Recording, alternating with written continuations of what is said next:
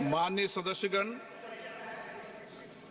मुझे अपनी ओर से तथा सदन के माननीय सदस्यों की ओर से अंतर संसदीय संघ आईपीयू की प्रेसिडेंट और तंजानिया संयुक्त गणराज्य की नेशनल असेंबली की अध्यक्ष माननीय डॉक्टर तुलिया एक्सन का स्वागत करते हुए अत्यंत प्रसन्नता हो रही है।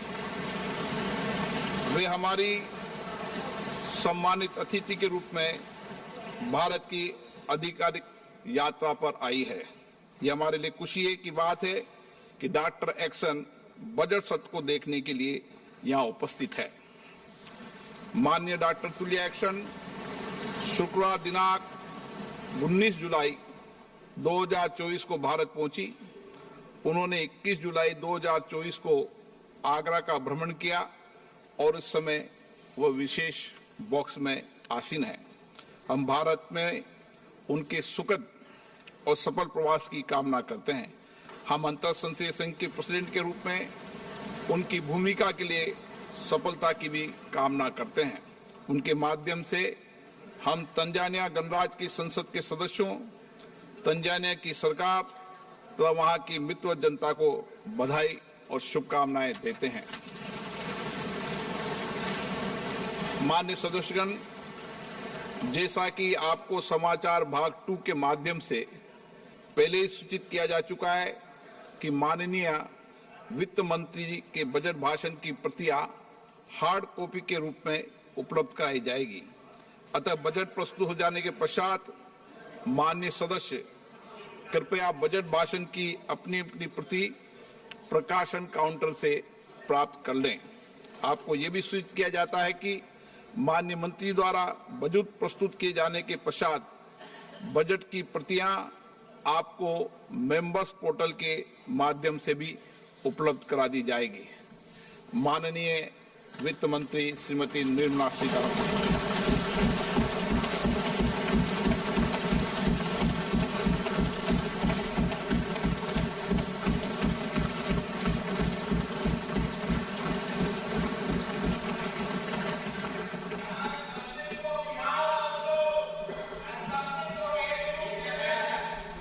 Honorable Speaker, I present the budget for 24-25. Introduction. The people of India have reposed their faith in the government led by Honorable Prime Minister Shri Narendra Modi and re-elected it for a historic third term under his leadership.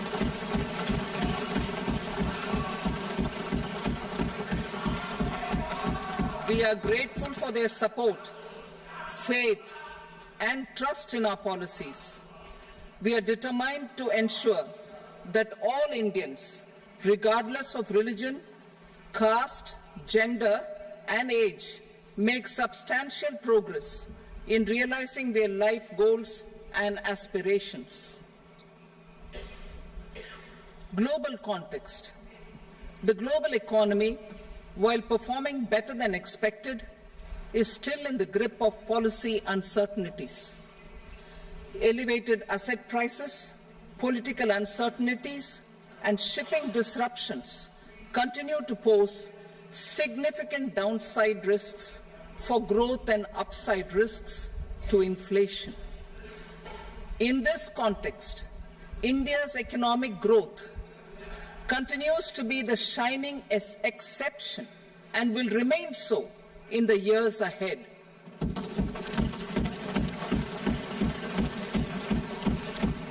India's inflation continues to be low, stable, and moving towards the 4% target. Core inflation, that is non-food and non-fuel, currently is 3.1%. Steps are being taken to ensure supplies of perishable goods reach markets adequately. Interim budget. As mentioned in the interim budget, we need to focus on 4 major castes, namely the Garib, Mahilaye, Yuva, and Annadata, the poor, women, youth, and the farmer.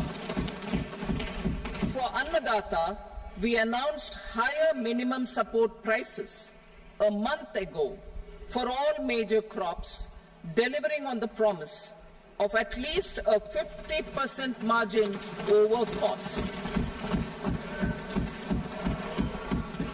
Pradhan Mantri Garib Kalyan Anna Yojana was extended for 5 years, benefiting more than 80 crore people.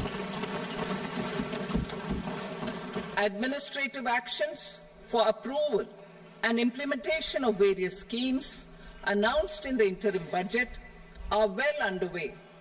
The required allocations have been made. Budget theme. Turning attention to the full year and beyond in this budget, we particularly focus on employment, skilling, MSMEs, and the middle class.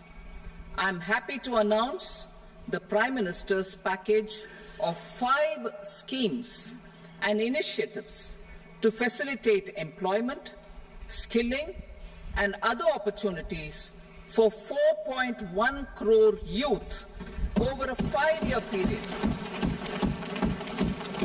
with a central outlay of 2 lakh crore rupees. I will speak about them shortly, while more details may be seen in the annexure. This year, I've made a provision of 1.48 lakh rupees, 1.48 lakh crore rupees for education, employment, and skilling. Budget priorities. The people have given a unique opportunity to our government to take the country on the path of strong development and an all-round prosperity. In the interim budget, we promise to present a detailed roadmap for our pursuit of Viksit Bharat. In line with the strategy set out in the interim budget, this budget envisages sustained efforts on the following 9 priorities for generating ample opportunities for all. Number 1, productivity and resilience in agriculture. Number 2, employment and skilling. Number 3, inclusive human resource development and social justice. 4, manufacturing and services. 5, urban development. 6, energy security. 7, infrastructure. 8, innovation, research and development. And 9, next generation reforms. Subsequent budgets will build on these and add more priorities and actions. A more detailed formulation will be carried out as part of the economic policy framework, about which I will speak later in this speech. This budget details some of the specific actions to be initiated in the current year towards fulfillment of these priorities, with potential for transformative changes. The budget also covers some of the previously made announcements, with intent to strengthen them and step up their implementation for expediting our journey towards the goal of Viksit Bharat. Priority 1, productivity and resilience in agriculture. Transforming agricultural research. Our government will undertake a comprehensive review of the agricultural research setup to bring the focus on raising productivity and developing climate-resilient varieties. Funding will be provided in challenge mode, including to the private sector. Domain experts, both from the government and outside, will oversee the conduct of such research. Release of new varieties. New 109 high-yielding and climate-resilient varieties of 32 field and horticultural crops will be released for cultivation by farmers. Natural farming. In the next 2 years, 1 crore farmers across the country will be initiated into natural farming, supported by certification and branding. Implementation will be through scientific institutions and willing gram panchayats. 10,000 need-based bio-input resource centers will be established. Missions for pulses and oilseeds.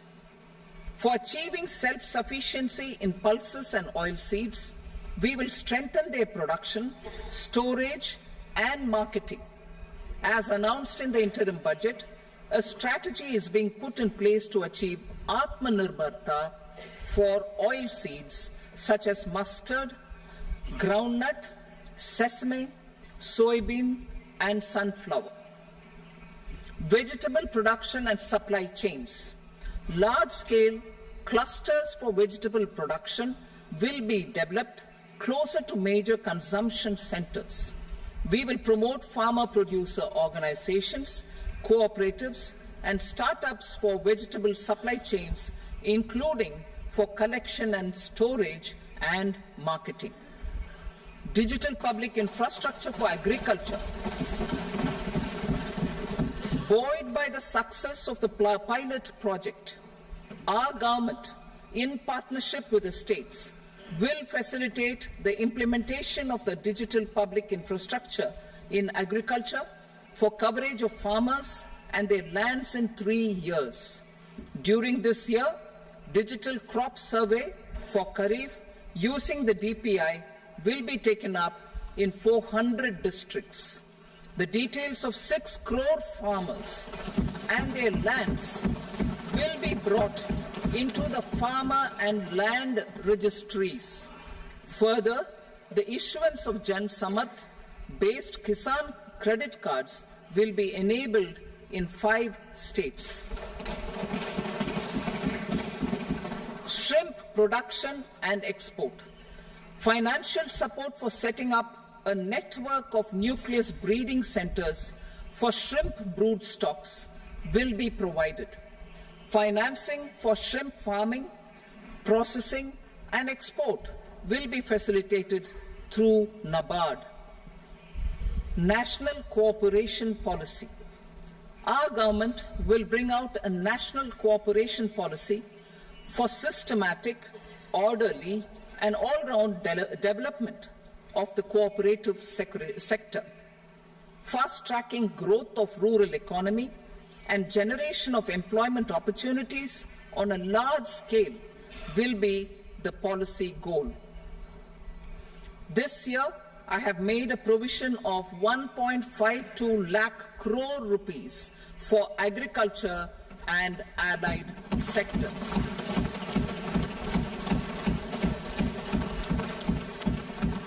Priority 2, employment and skilling.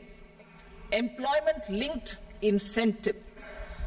Our government will implement following 3 schemes for employment-linked incentive as part of the Prime Minister's package.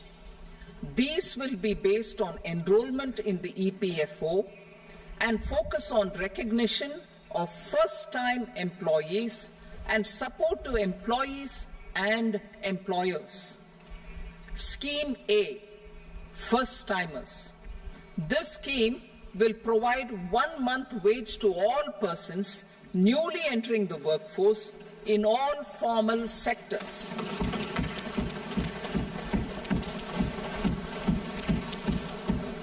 Direct benefit transfer of 1 month's salary in 3 installments to first-time employees as registered in the EPFO will be up to 15,000 rupees. The eligibility limit will be a salary of 1 lakh per month. The scheme is expected to benefit 210 lakh youths.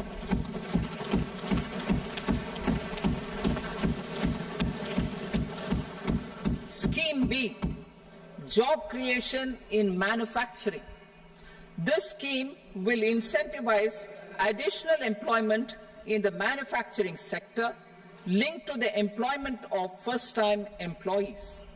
An incentive will be provided at specified scale directly both to the employee and the employer with respect to the EPFO contribution in the first 4 years of employment.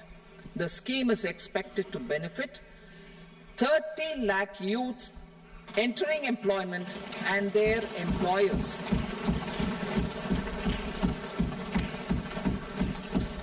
Scheme C, support to employers. This employer-focused scheme will cover additional employment in all sectors. All additional employment within a salary of 1 lakh rupee per month will be counted. The government will reimburse to employers up to 3,000 rupees per month for 2 years towards the EPFO contribution for each additional employee.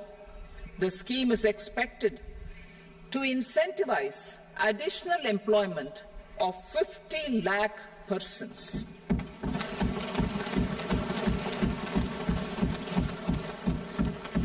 Participation of women in the workforce. We will facilitate higher participation of women in the workforce through setting up of working women hostels in collaboration with industry and establishing creches. In addition, the partnership will seek to organize women-specific skilling programs and promotion of market access for women SHG enterprises. Skilling program. I'm happy to announce a new centrally sponsored scheme as the fourth scheme under the Prime Minister's package for skilling in collaboration with state governments and industry. 20 lakh youth will be skilled over a 5-year period.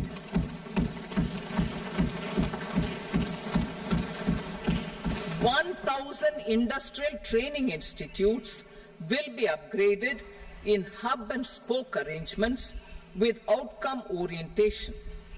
Course content and design will be aligned to the skill needs of industry, and new courses will be introduced for emerging needs. Skilling loans. The model skill loan scheme will be revised to facilitate loans up to 7.5 lakh rupees with a guarantee from a government-promoted fund. This measure is expected to help 25,000 students every year.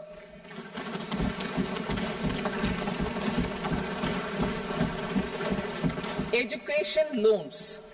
For helping our youth who have not been eligible for any benefit under government schemes and policies, I am happy to announce a financial support for loans up to 10 lakh rupees for higher education in domestic institutions.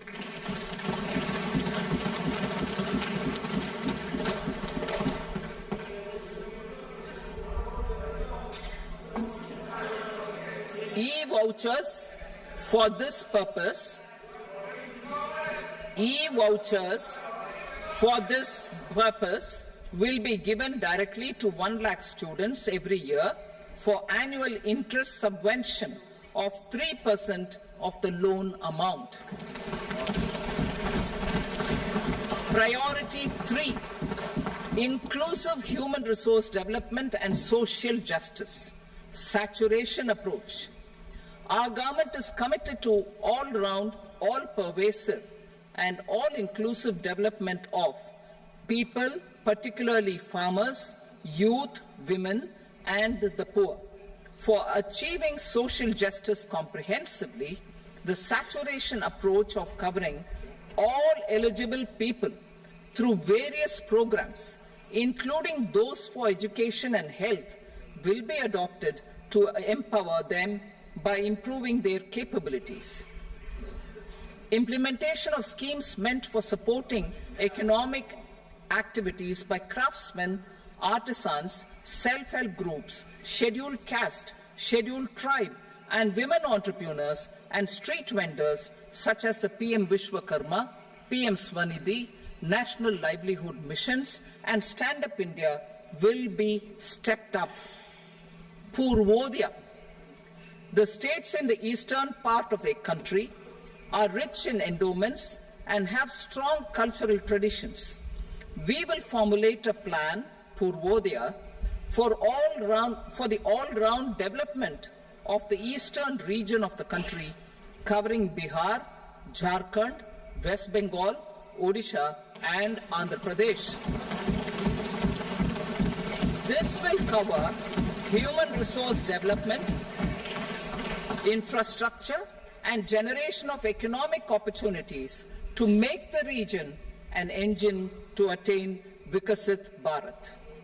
On the Amritsar-Kolkata Industrial Corridor, we will support development of an industrial node at Gaya. This corridor will catalyze industrial development of the eastern region. The industrial node at Gaya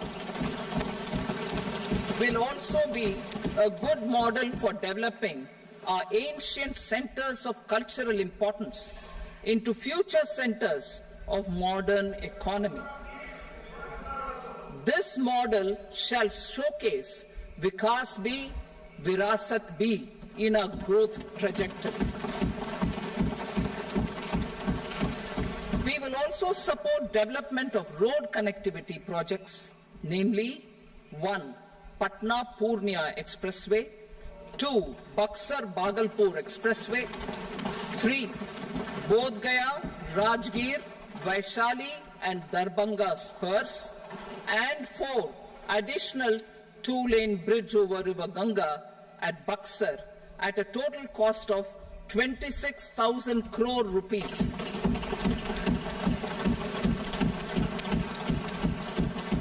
Power projects, including setting up of a new 2,400 megawatt power plant at Pir Painti, will be taken up at a cost of 21,400 crore rupees.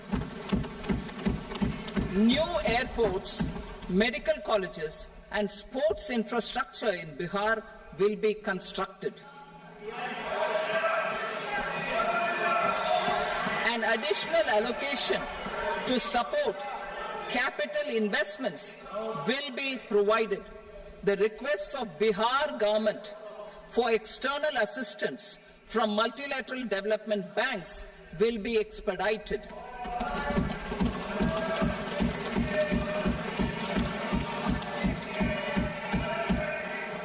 Andhra Pradesh Reorganization Act. Our government has made concerted efforts to fulfill the commitments in Andhra Pradesh Reorganization Act.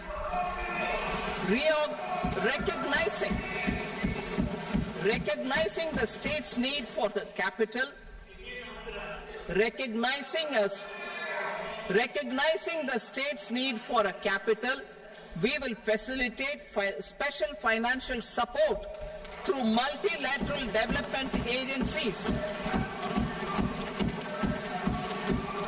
In the current financial year, 15,000 crore rupees will be arranged with additional amounts in future years.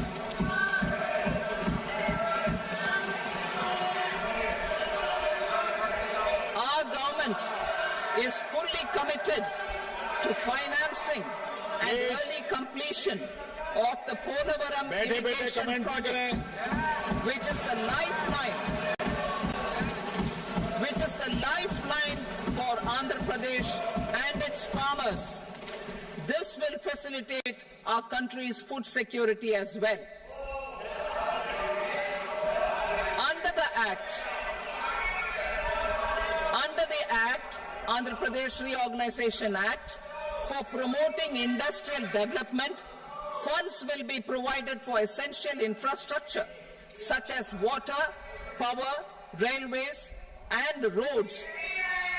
In Kopparthi node on the Visakhapatnam-Chennai Industrial Corridor and Varavakal node on the Hyderabad-Bangalore Industrial Corridor. An additional allocation will be provided this year towards capital investment for economic growth. Grants for backward regions of Rayalaseema, Prakasham, North Coastal Andhra, as stated in the Act, will be provided. PM Awas Yojana. 3 crore additional houses under the PM Awas Yojana in rural and urban areas in the country have been announced, for which the necessary allocations are being made. Women-led development. For promoting women-led development, the budget carries an allocation of more than 3 lakh crore for schemes benefiting women and girls. This signals our government's commitment for enhancing women's role in economic development. Pradhan Mantri Janjatiya Unnat Gram Abhiyan. For improving the socio-economic condition of tribal communities, we will launch the Pradhan Mantri Janjatiya Unnat Gram Abhiyan by adopting saturation coverage for tribal families in tribal majority villages and aspirational districts.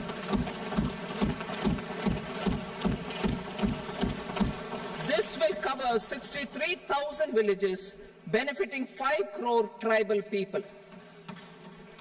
Bank branches in northeastern region. More than 100 branches of India Post Payment Bank will be set up in the northeast region to expand the banking services.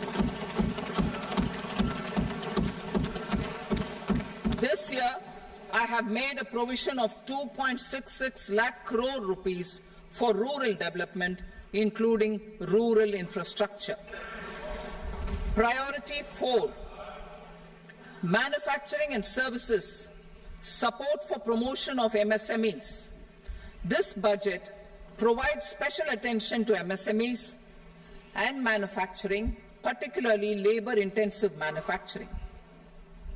We have formulated a package covering financing, regulatory changes, and technology support for MSMEs to help them grow and also compete globally, as mentioned in the interim budget.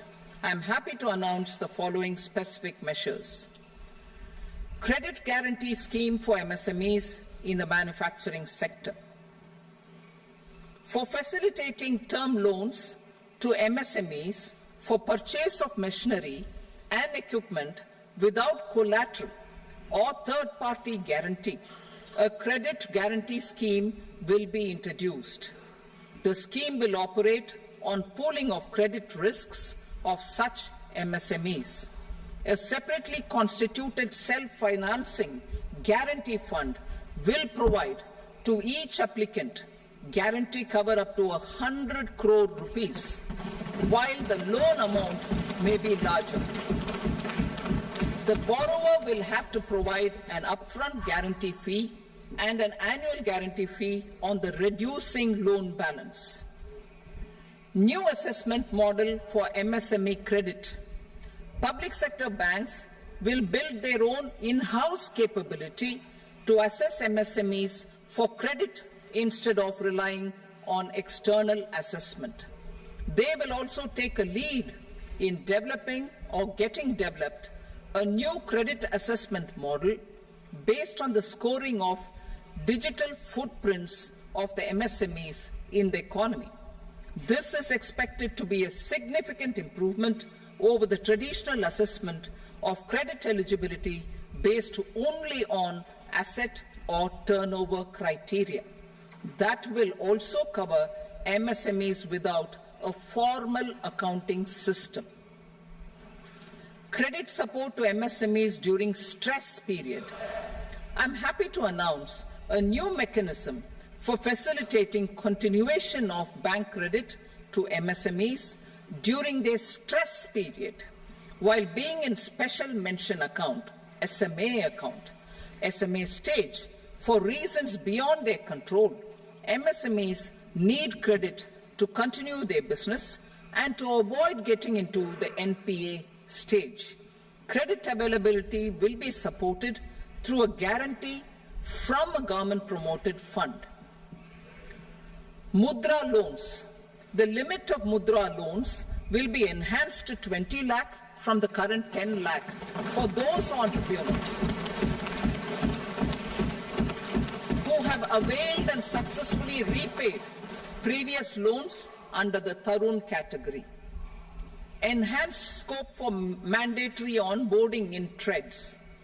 For facilitating MSMEs to unlock their working capital by converting their trade receivables into cash, I propose to reduce the turnover threshold of buyers for mandatory onboarding on the TREDS platform from rupees 500 crore to 250 crore rupees.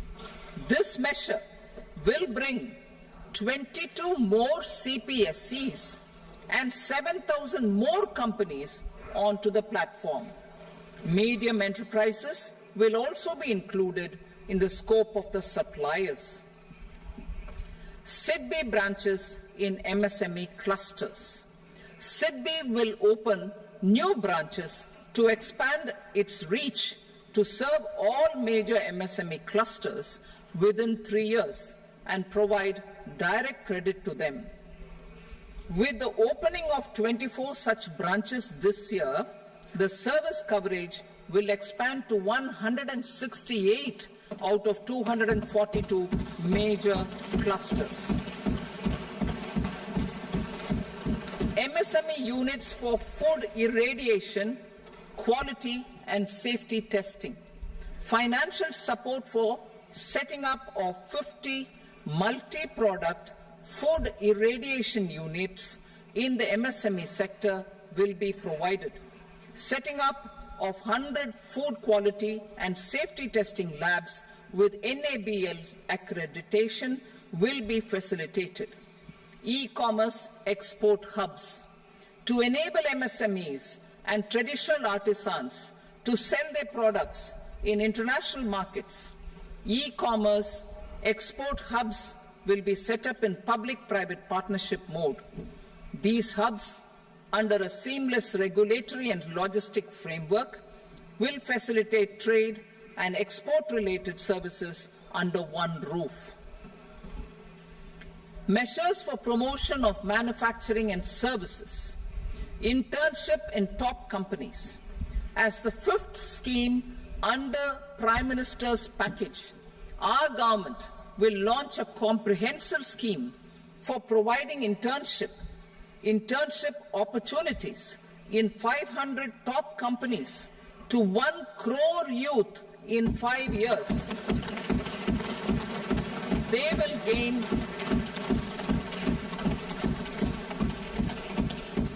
will gain exposure for 12 months to real-life business environment, varied professions, and employment opportunities. An internship allowance of 5,000 per month, 5,000 rupees per month, along with a one-time assistance of 6,000 rupees will be provided. Companies will be expected to bear the training cost and 10% of their internship cost from their CSR funds. Industrial parks. Our government will facilitate development of investment-ready, plug-and-play industrial parks with complete infrastructure in or near 100 cities in partnership with the states and private sector by better using town planning schemes. 12 industrial parks under the National Industrial Corridor Development Program also will be sanctioned.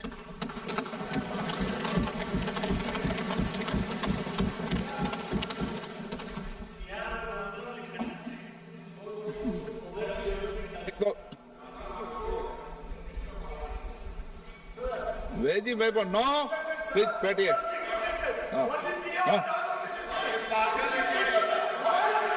Rental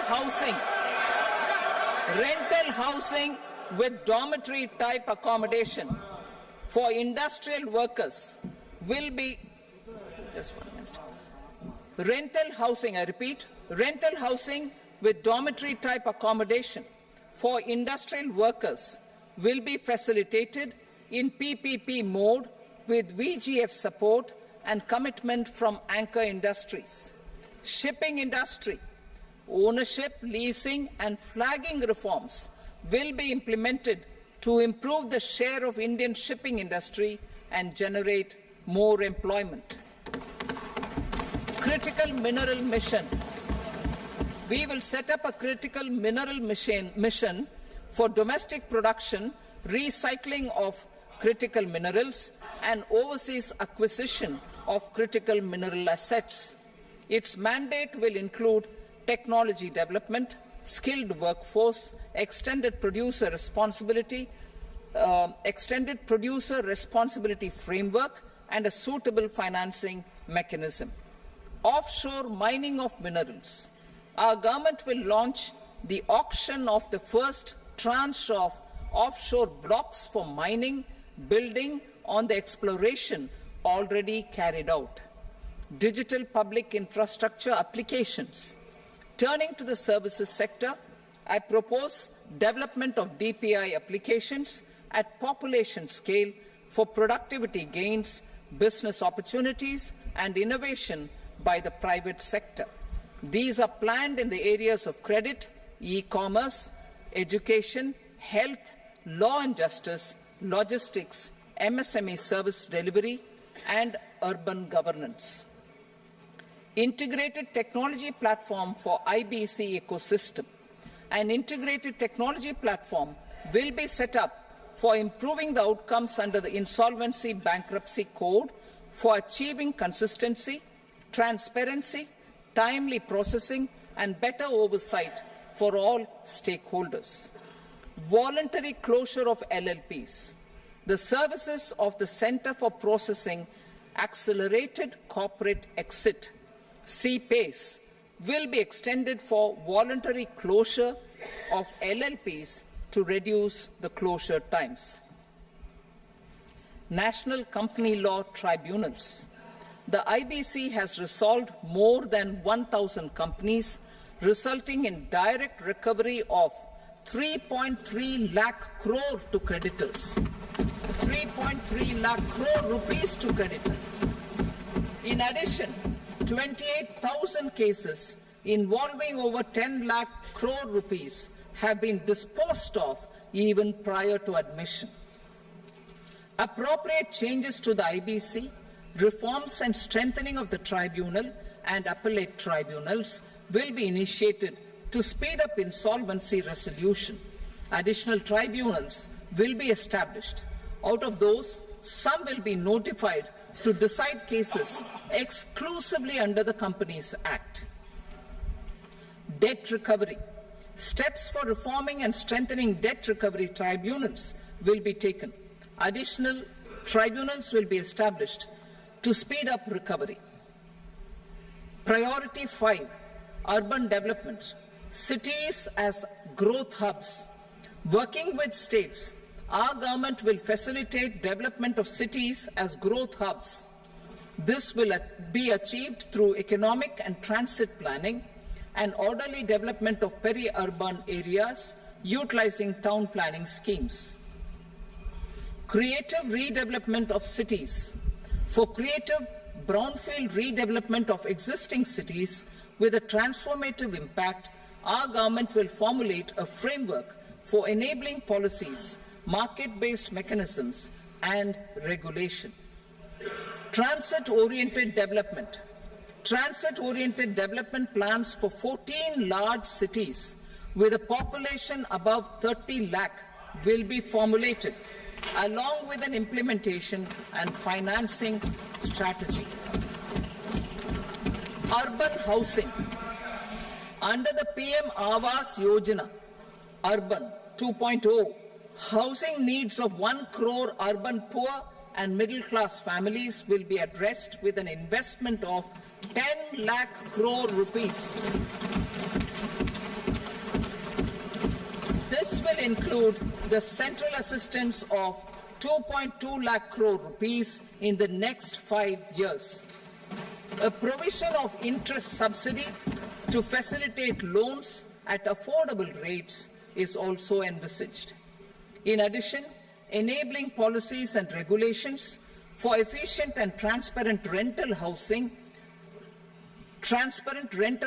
markets with enhanced availability will also be put in place. Water supply and sanitation. In partnership with state governments and multilateral development banks, we will promote water supply, sewage treatments, and solid waste management projects and services for 100 large cities through bankable projects. These projects will also envisage use of treated water for irrigation and filling up of tanks in nearby areas. Street markets. Building on the success of PM Swanidhi scheme in transforming the lives of street vendors, our government envisions a scheme to support each year over the next 5 years the development of 100 weekly hearts or street food hubs in select cities. Stamp duty. We will encourage states which continue to charge high stamp duty to moderate the rates for all and also consider further lowering duties for properties purchased by women. This reform will be made an essential component of urban development schemes. Priority 6, energy security, energy transition. In the interim budget, I had announced our strategy to sustain high and more resource-efficient economic growth, along with the energy security in terms of availability, accessibility, and affordability. We will bring out a policy document on appropriate energy transition pathways that balances the imperatives of employment, growth, and environmental sustainability. PM Surya Ghar Muft Bijli Yojana. PM Surya Ghar Muft Bijli Yojana. In line with the announcement in the interim budget,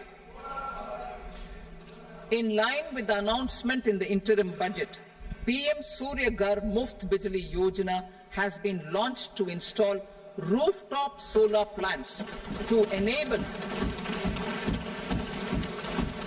1 crore households obtain free electricity up to 300 units every month. The scheme has generated remarkable response with more than 1.28 crore registrations and 14 lakh applications, and we will further encourage it. Pumped storage policy. A policy for promoting pumped storage projects will be brought out for electricity storage and facilitating smooth integration of the growing share of renewable energy with its variable and intermittent nature in the overall energy mix. Research and development of small and modular nuclear reactors.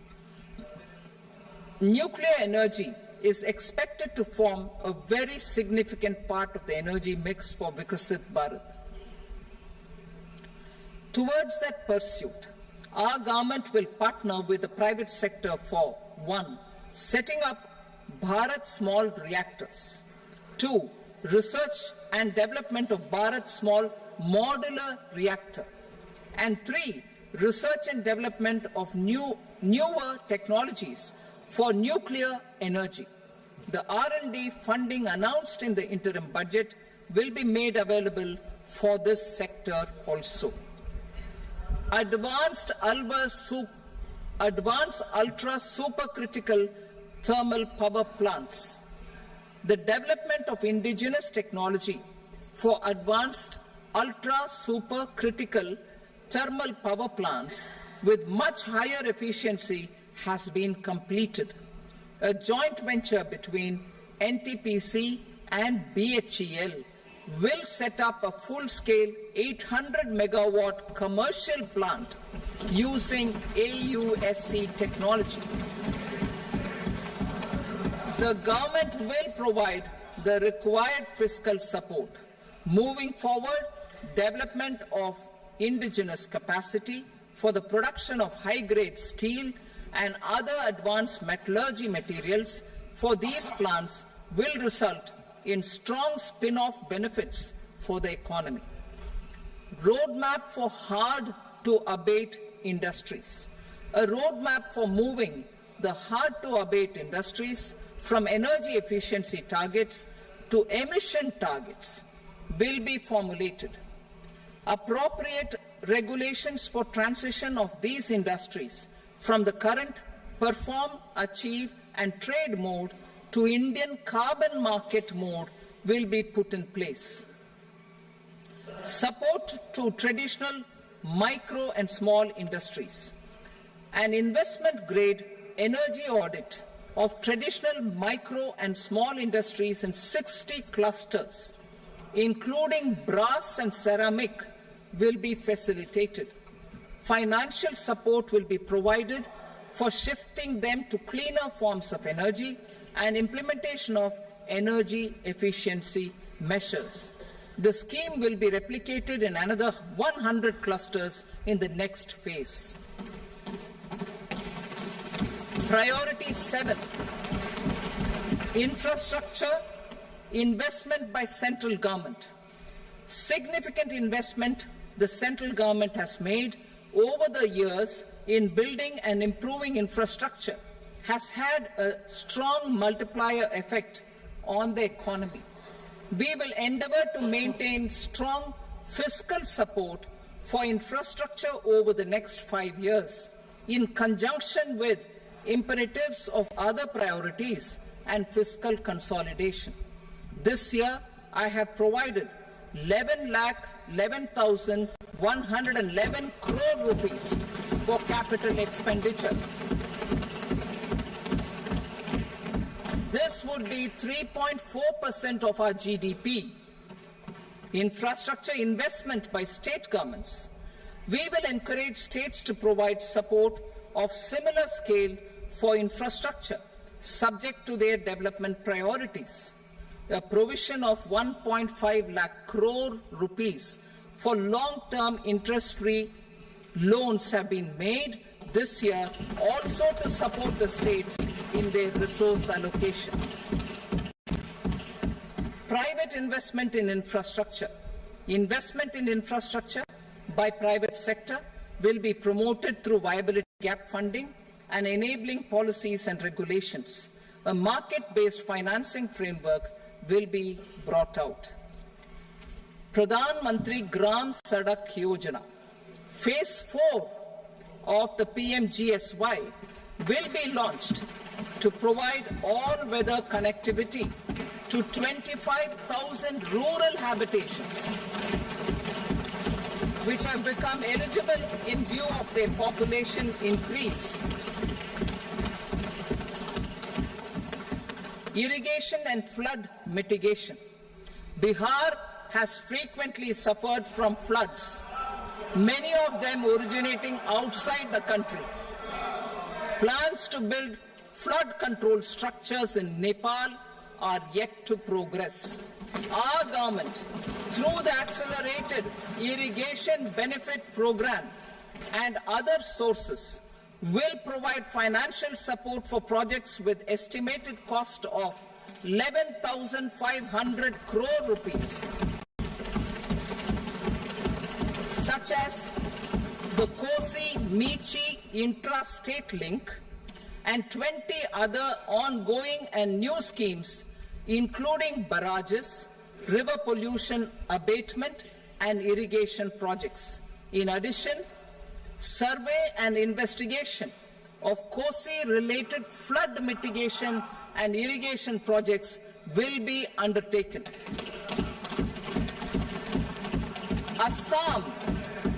Assam grapples with floods every year by the Brahmaputra River and its tributaries originating outside India. We will provide assistance to Assam for flood management and related projects.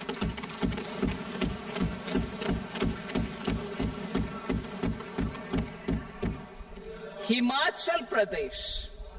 suffered extensive losses due to floods last year. Our government will provide assistance to the state for reconstruction and rehabilitation through multilateral development assistance.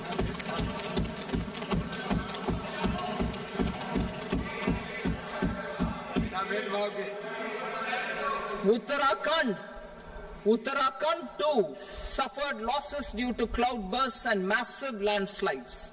We will provide assistance to the state. Recently, Sikkim witnessed devastating flash floods and landslides that wreaked havoc across the state. Our government will provide assistance to the state. Tourism. Tourism has always been a part of our civilization.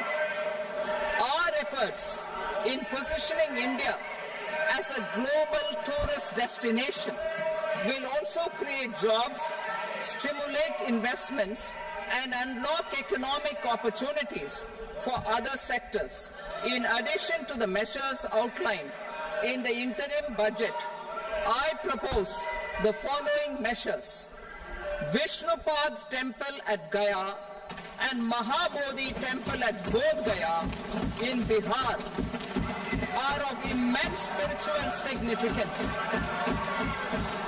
Comprehensive development of Vishnupad Temple Corridor and Mahabodhi Temple Corridor will be supported, modeled on the successful Kashi Vishwanath Temple Corridor to transform them into world-class pilgrim and tourist destinations. Rajgir holds immense religious significance for Hindus, Buddhists and Jains. The 20th Tirthankara Muniswarata Temple in the Jain temple complex is ancient. The Saptarishi or the 7 hot springs form a warm water Brahmkund that is sacred. A comprehensive development initiative for Rajgir will be undertaken. Our government will support the development of Nalanda as a tourist center, besides reviving Nalanda University to its glorious stature. Odisha's scenic beauty, temples, monuments, craftsmanship, wildlife sanctuaries, natural landscapes, and pristine beaches make it an ultimate tourism destination. Our government will provide assistance for their development to Odisha as well. Priority 8, innovation, research and development. We will operationalize the Anusandhan National Research Fund for basic research and prototype development. Further, we will set up a mechanism for spurring private sector-driven research and innovation at commercial scale with a financing pool of 1 lakh crore rupees in line with the announcement in the interim budget. Space economy. With our continued emphasis on expanding the space economy by 5 times in the next 10 years, a venture capital fund of 1,000 crore rupees will be set up. Priority 9, next generation reforms. Economic policy framework. We will formulate an economic policy framework to delineate the overarching approach to economic development and set the scope of the next generation of reforms for facilitating employment opportunities and sustaining high growth. Our government will initiate and incentivize reforms for 1. Improving productivity of factors of production, and 2. Facilitating markets and sectors to become more efficient. These reforms will cover all factors of production, namely land, labor, capital, and entrepreneurship. and technology as an enabler of improving total factor productivity and bridging inequality. Effective implementation of several of these reforms requires collaboration between the centre and the states, and building consensus as development of the country lies in development of the states. For promoting competitive federalism and incentivizing states for faster implementation of reforms, I propose to earmark a significant part of the 50-year interest-free loan. Working with the states, we will initiate the following reforms.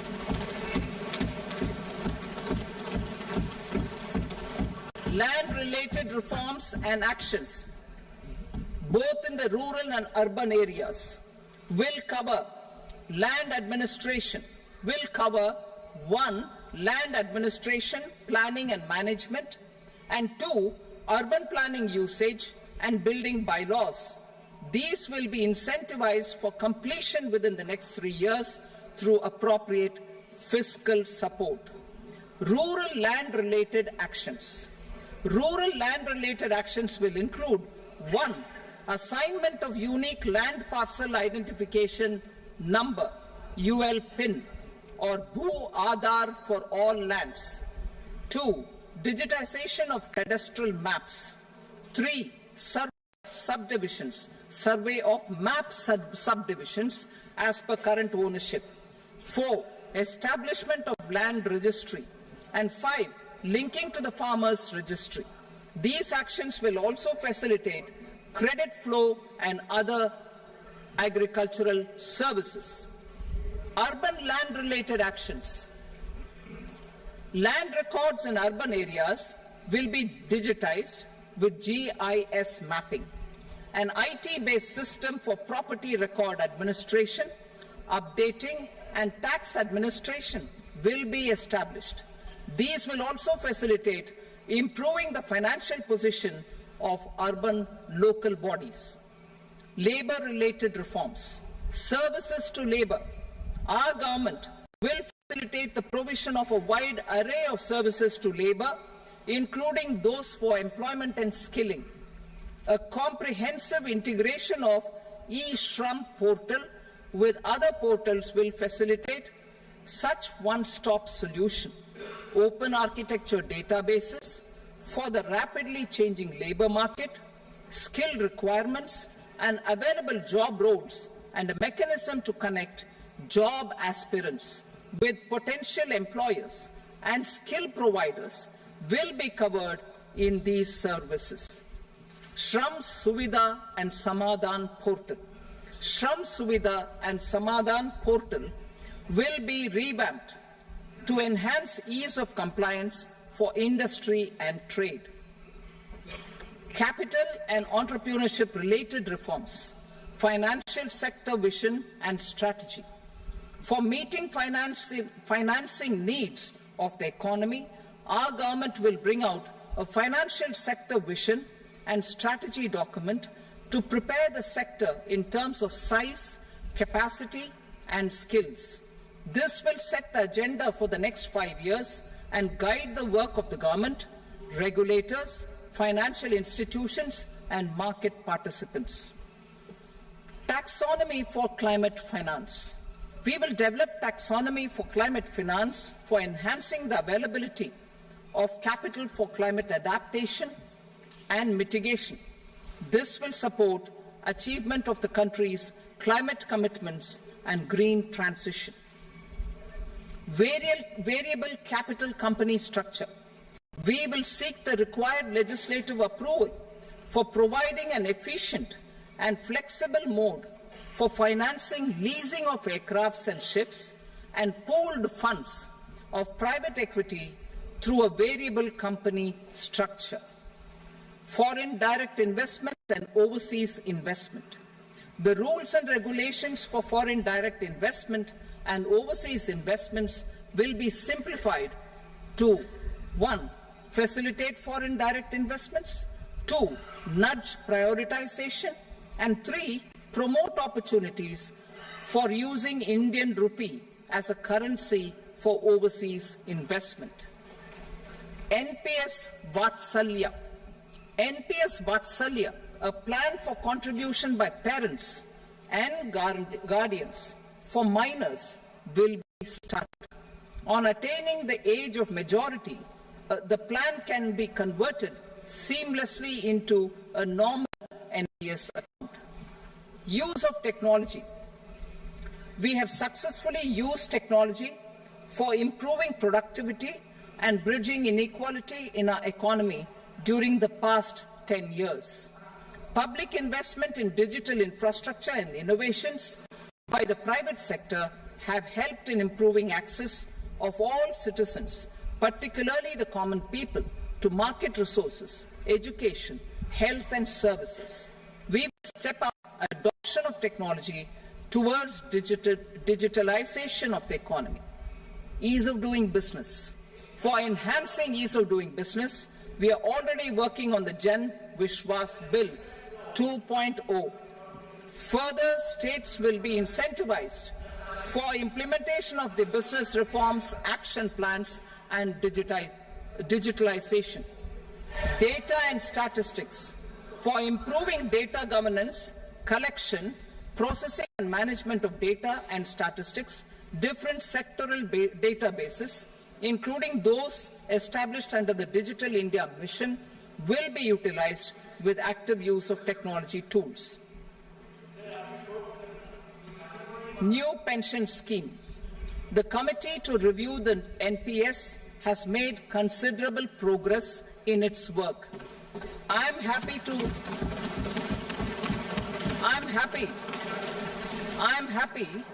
that the staff side of the National Council of the Joint Consultative Machinery for Central Government Employees has taken a constructive approach. A solution will be evolved which addresses the relevant issues while maintaining fiscal prudence to protect the common citizens. Budget estimates for 24-25.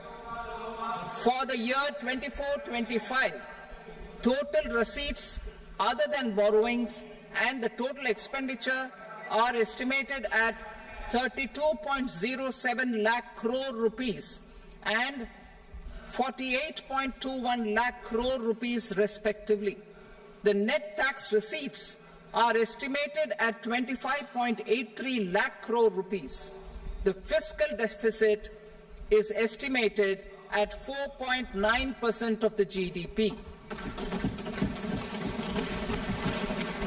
The gross and the net market borrowings through dated securities during 24-25 are estimated at 14.01 lakh crore rupees and 11.63 lakh crore rupees respectively. Both will be less than that in 23-24. The fiscal consolidation path announced by me in 2021 has served our economy very well, and we aim to reach the deficit below 4.5% next year. The government is committed to staying the course. From 2026-27 onwards, our endeavour will be to keep the fiscal deficit each year such that the central government's debt will be on a declining path as percentage of GDP. I will now move to Part B.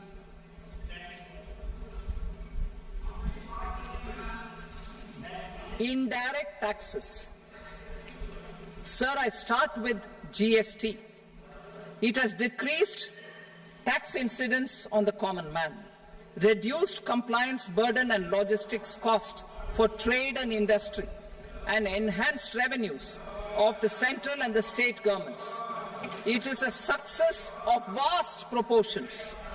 To multiply the benefits of GST, we will strive to further simplify and rationalize the tax structure and endeavour to expand it to the remaining sectors. My proposals for customs duties intend to support domestic manufacturing, deepen local value addition, promote export competitiveness, and simplify taxation while keeping the interest of the general public and consumers surmount. In Budget 22-23, we reduced the number of customs duty rates. I propose to undertake a comprehensive review of the rate structure over the next 6 months to rationalize and simplify it for ease of trade, removal of duty inversion, and reduction of disputes. I shall now take up sector-specific customs duty proposals. Medicine and medical equipments. To provide relief to cancer patients, I propose to fully exempt 3 more medicines from customs duties.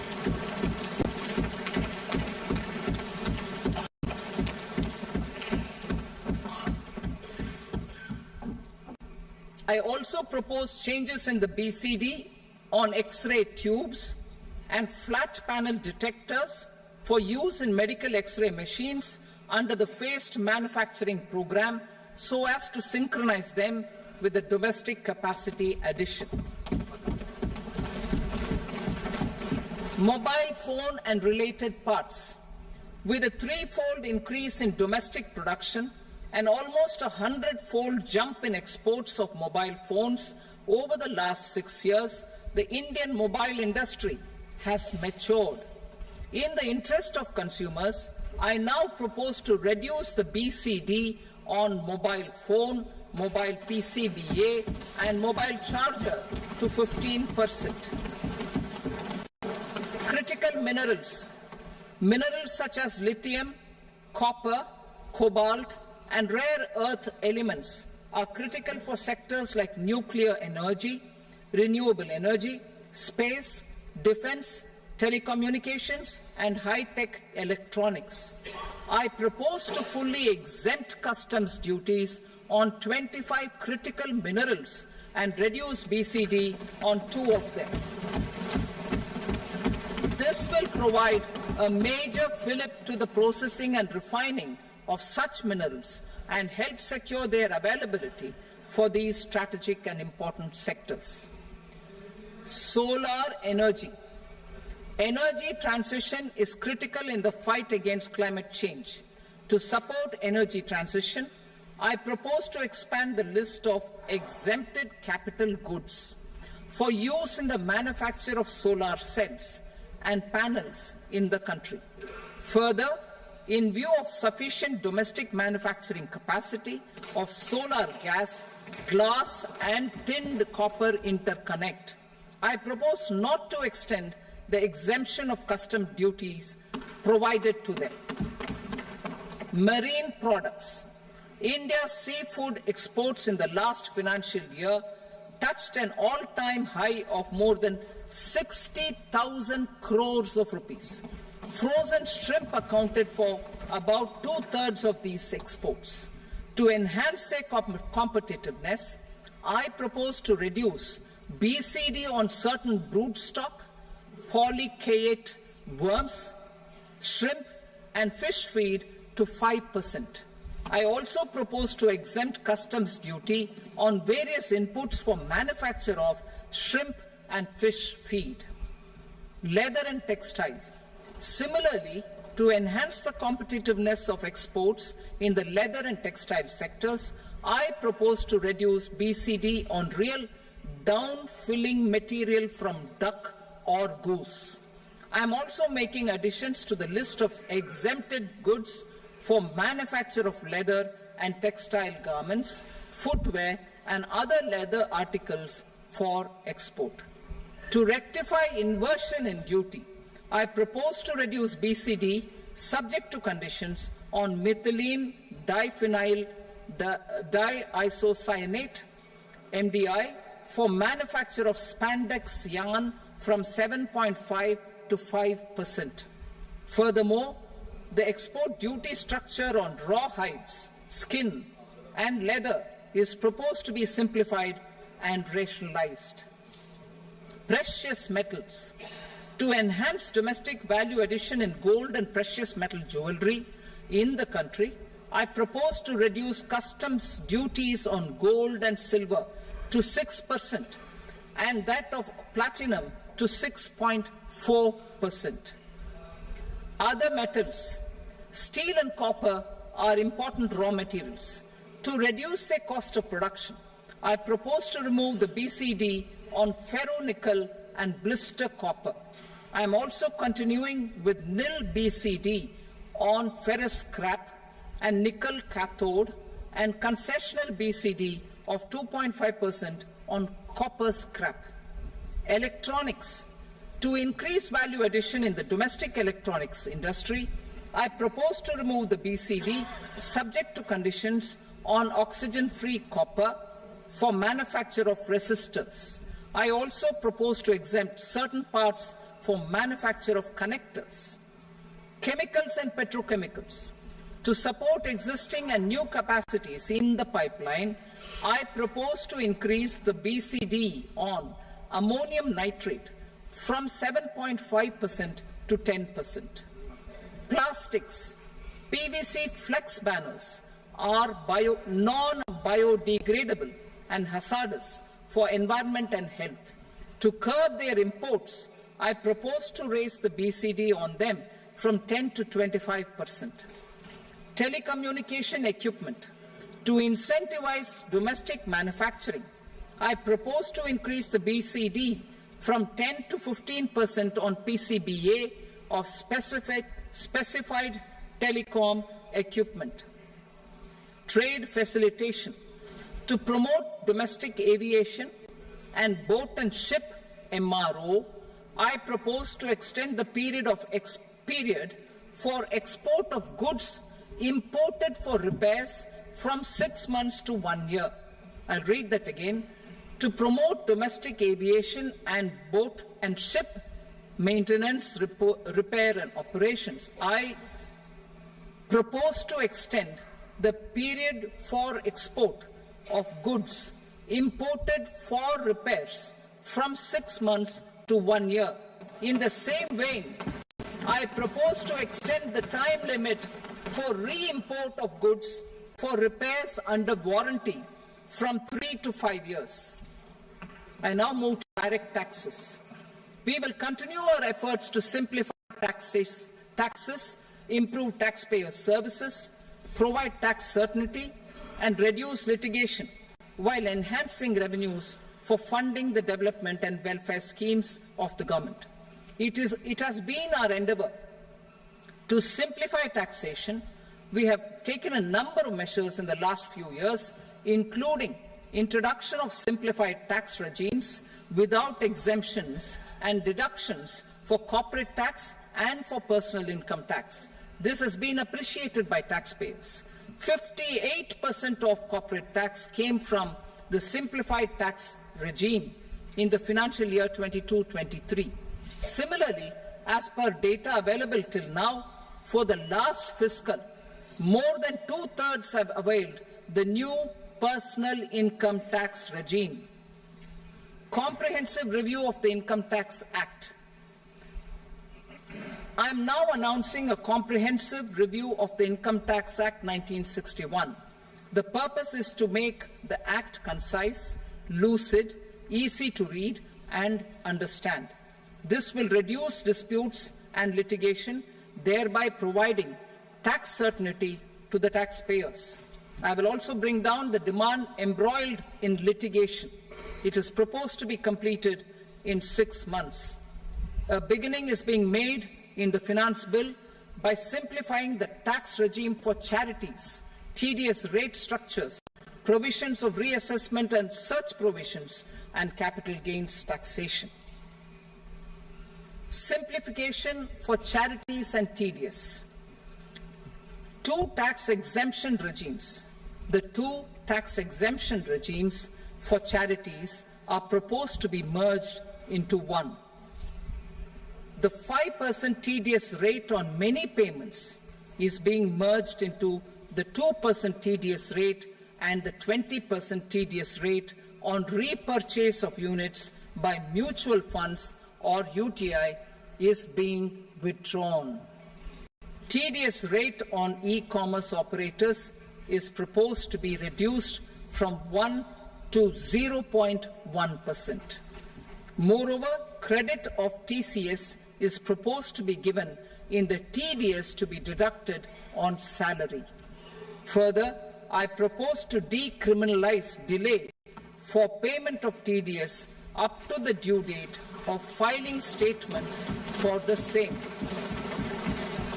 I also plan to provide a standard operating procedure for tedious defaults and simplify and rationalize the compounding guidelines for such defaults. Simplification of reassessment. I propose to thoroughly simplify the provisions for reopening and reassessment. An assessment hereinafter can be reopened beyond 3 years from the end of the assessment year only if the escaped income is 50 lakh rupees or more, up to a maximum period of 5 years from the end of the assessment year.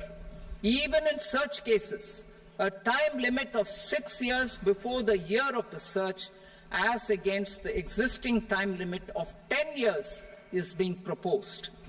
This will reduce tax uncertainty and disputes. Simplification and rationalization of capital gains. Capital gains taxation is also proposed to be hugely simplified.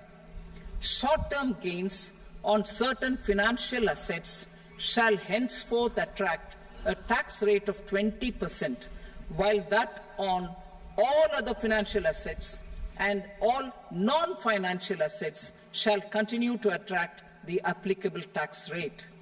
Long-term gains on all financial and non-financial assets, on the other hand, will attract a tax rate of 12.5%. For the benefit of the lower and the middle income classes, I propose to increase the limit of exemption of capital gains on certain financial assets to 1.25 lakh rupees per year. Listed financial assets held for more than a year will be classified as long-term, while unlisted financial assets and all non-financial assets will have to be held for at least 2 years to be classified as long-term. Unlisted bonds and debentures, debt mutual funds, and market-linked debentures, irrespective of holding period, however, will attract tax on capital gains at applicable rates. Taxpayer services. All the major taxpayer services under GST and most services under customs and income tax have been digitalized.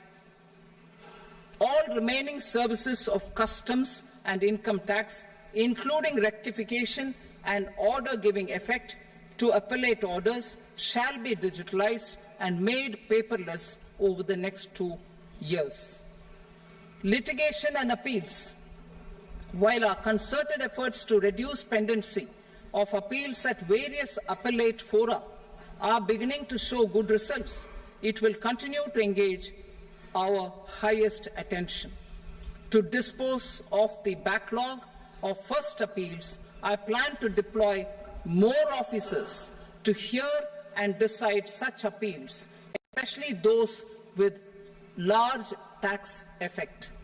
For resolution of certain income tax disputes pending an appeal, I am also proposing Vivad Se Vishwas Scheme 2024.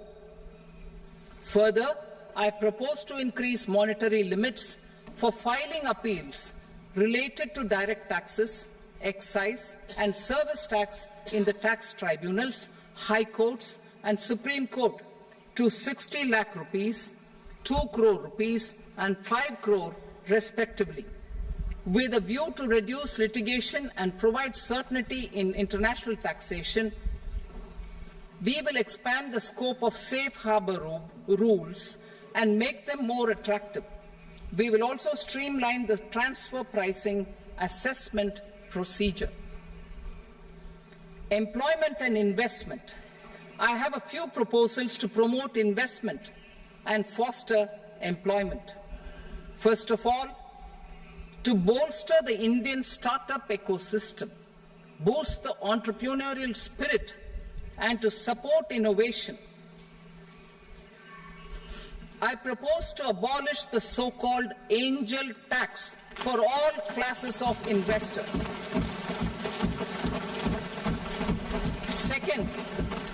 There is tremendous potential for cruise tourism in India. To give a fillip to this employment-generating industry, I am proposing a simpler tax regime for foreign shipping companies operating domestic cruises in the country. Third, India is a world leader in the diamond cutting and polishing industry, which employs a large number of skilled workers. To further promote the development of this sector, we would provide for safe harbor rates for foreign mining companies selling raw diamonds in the country. Fourth, to attract foreign capital for our development needs, I propose to reduce the corporate tax rate on foreign companies from 40 to 35%. Deepening the tax base. I have a couple of proposals for deepening the tax base. First, security transaction tax on futures and options of securities is proposed to be increased to 0.02% and 0.1% respectively. Second, for reasons of equity, I propose to tax income received on buyback of shares in the hands of recipients. Other proposals. To improve social security benefits, deduction of expenditure by employers towards NPS is proposed to be increased from 10 to 14% of the employee's salary.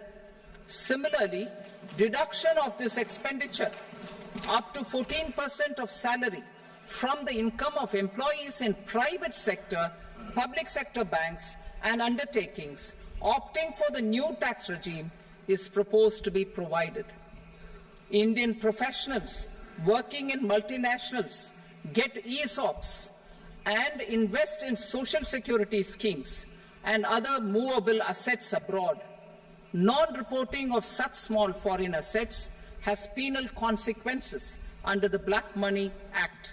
Such non-reporting of movable assets up to 20 lakh rupees is proposed to be depenalized. Other major proposals in the finance bill relate to withdrawal of equalization levy of 2%, expansion of tax benefits to certain funds and entities in IFSCs, and immunity from penalty and prosecution to Benamidar on full and true disclosure so as to improve conviction under the Benami Transaction Prohibition Act 1988. Personal income tax. Coming to personal income tax rates, I have two announcements to make for those opting for the new tax regime. First, the standard deduction for salaried employees is proposed to be increased from 50,000 to 75,000 rupees.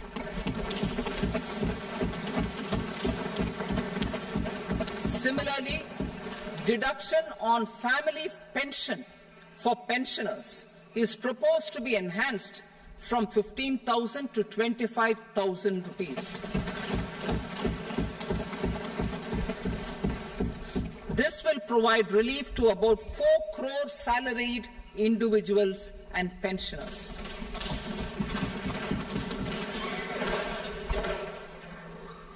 Second, in the new tax regime, the tax rate structure is proposed to be revised as follows: 0 to 3 lakh rupees, nil; 3 to 7 lakh rupees, 5%; 7 to 10 lakh rupees, 10%; 10 to 12 lakh rupees, 15%; 12 to 15 lakh rupees, 20%; and above 15 lakh rupees, 30%.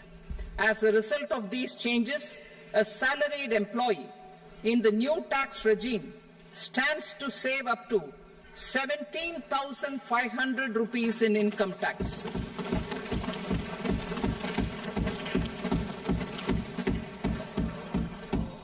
Apart from these, I am also making some other changes as given in the annexure.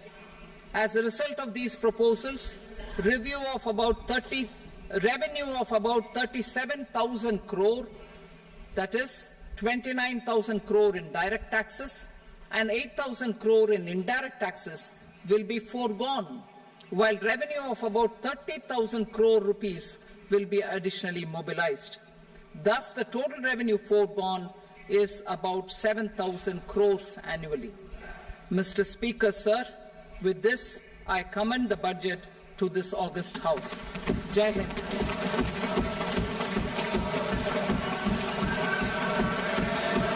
Item number 2. Item number 2.